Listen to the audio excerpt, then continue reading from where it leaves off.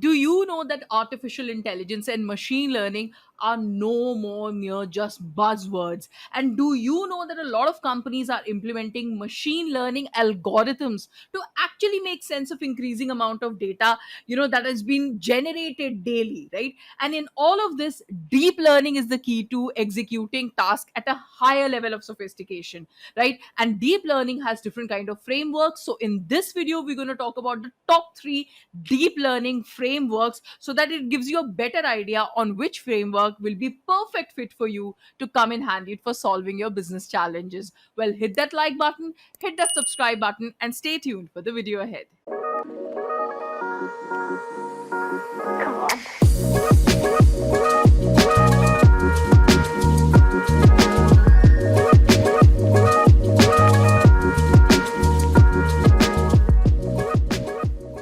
Hello everyone, this is Afreen from Insaid, and in today's session we will talk about 3 most popular deep learning frameworks and their use cases, right? Now, we all know that the software industry nowadays is moving towards it's moving towards intelligence, right?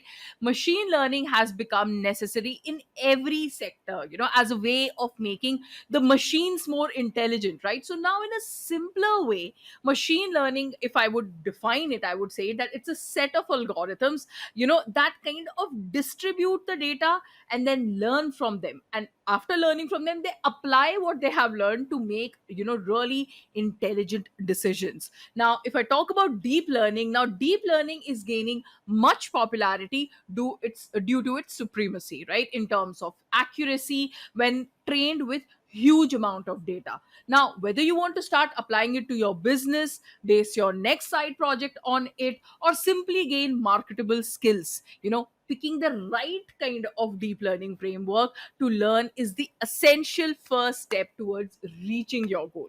So the top 3 most popular, in no particular order, basically popular frameworks for deep learning that we are going to discuss today are Keras, TensorFlow, and PyTorch, right?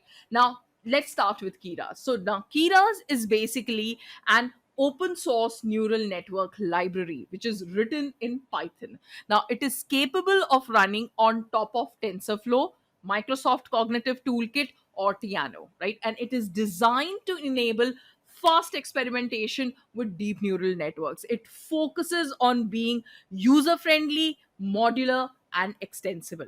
Now, if I talk about TensorFlow, now TensorFlow is an open source, software library for data flow programming, right, across a range of tasks, right? It is symbolic, math library, I would rather say, and is used for machine learning application such as neural networks, right?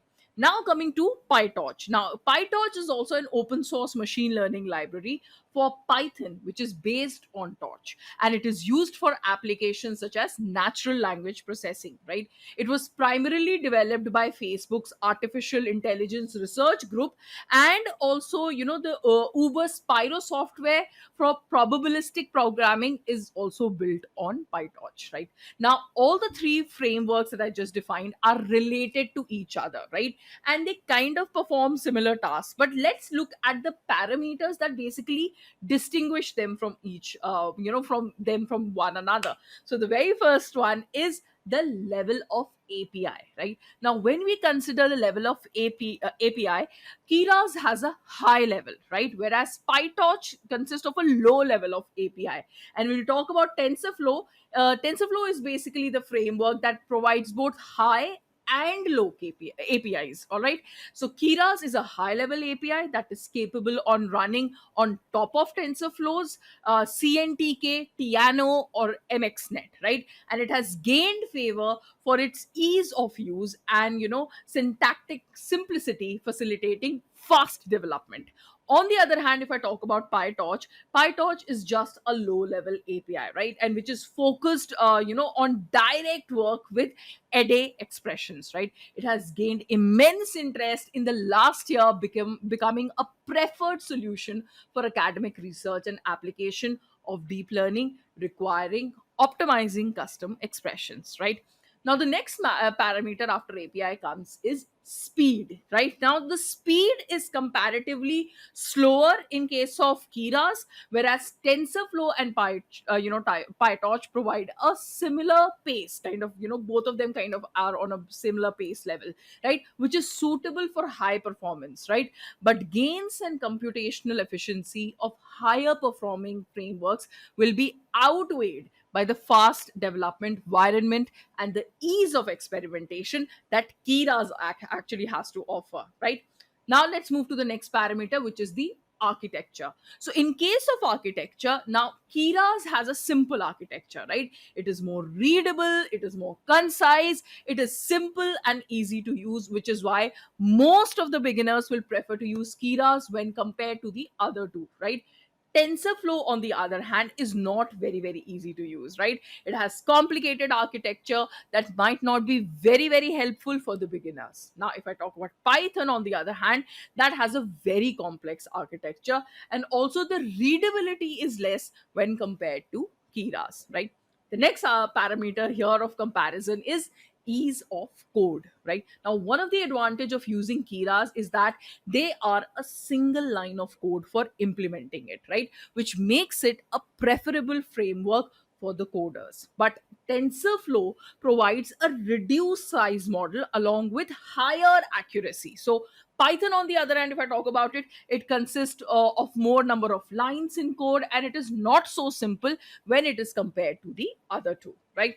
The next parameter that we come to is debugging. Now, in Keras, there is usually very less frequent need to debug simple networks, right? And it offers a more direct and convoluted debugging experience regardless of model complexity, right? But in TensorFlow, it is quite difficult to perform debugging, right, by touch, in a way, right? On the other hand, it has better debugging capabilities. It has fewer opportunities to go, but once something goes wrong, it is difficult to pin down the exact line that caused the trouble, right?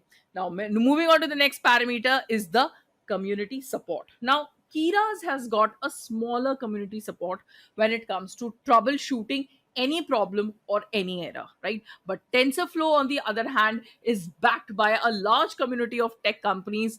PyTorch also has a strong community support if it comes to it, right? Now, moving to the data sets, right? Keras is mostly used for small data sets as it is comparatively slower. Remember, I told you. Now, on the other hand, TensorFlow and PyTorch are preferred for high performance models and large data sets because of better training duration. And you have to find the parameters of comparison, which includes popularity, right? Now, all these three frameworks that I just talked about have gained quite a lot of popularity in the recent times. I'm sure you must have all heard of these frameworks, but Keras has topped the list, followed by TensorFlow, and then comes PyTorch, right? It has gained immense popularity due to its simplicity. I'm talking about Keras, right?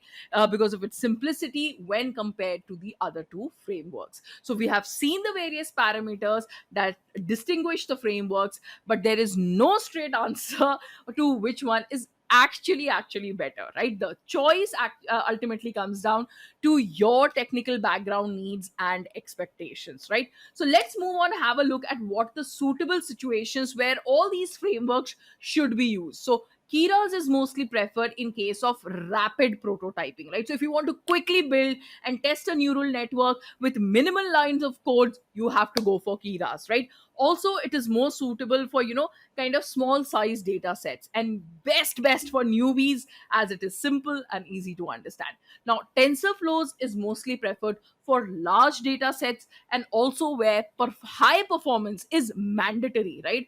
Also, if I talk about TensorFlows, it provides advanced operations and all general purpose functionalities for building deep learning models. Now, if I talk about PyTorch, right, you can implement almost everything, right, that you want to, which makes it pretty flexible for use. Also, it provides a better training duration and debugging capabilities when you compare it to Keras or the TensorFlows, right? Now that we have learned about the top three deep learning frameworks, do let us know which one of these three serves your purpose better.